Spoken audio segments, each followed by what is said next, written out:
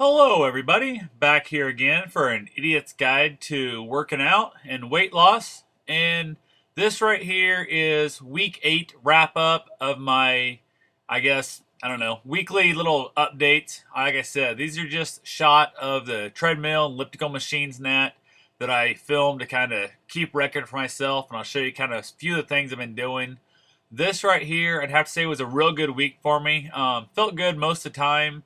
I had a handful of things I'm doing differently. I'm actually doing a training program, like I've told you before, and it's kind of interesting when I'm having to do like this one right here. It was only a 20-minute run or 2 mile run at like 11, 19 pace like that. So it's a real slow pace, not what I'm used to.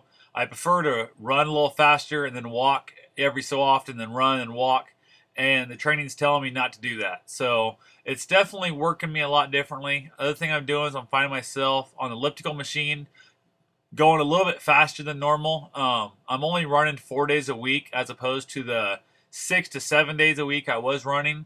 So I'm not really certain exactly how well it's doing with my body. I'm sure overall it's going to be better, but the days off seem to be fine. The days back on when I go back after missing a day seem to really suck. So I'm weird like that. If I just make myself do something the same way every day, even if it's different exercise, but same running type stuff every day, I seem to do a lot better at it than I do when I have to take a day off. And I know my body needs recovery time, yada, yada, yada, but it still sucks. Like this one here is a little 4 mile run. Not too bad, worked out real well. Again, a real slow pace, like that was 11:45.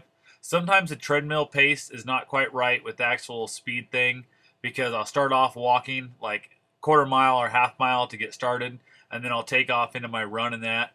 Also, coming up here in a minute, you're going to see one. There's back-to-back treadmill displays, which is this what you're seeing right now.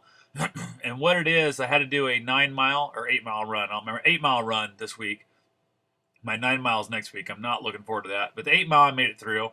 But the treadmill only goes maximum length is 1 hour. So I got to just past the 5 mile mark and then decided to reset the treadmill so it'd be easier to remember where I'm at. So I had to go past the 3 mile mark and then I was into my finish of my run. So there was about a 35-second lag, and you'll see it come up right here. It's going to show you my time was 56 minutes and 15 seconds, and that was for just over 5 miles, basically 5 miles.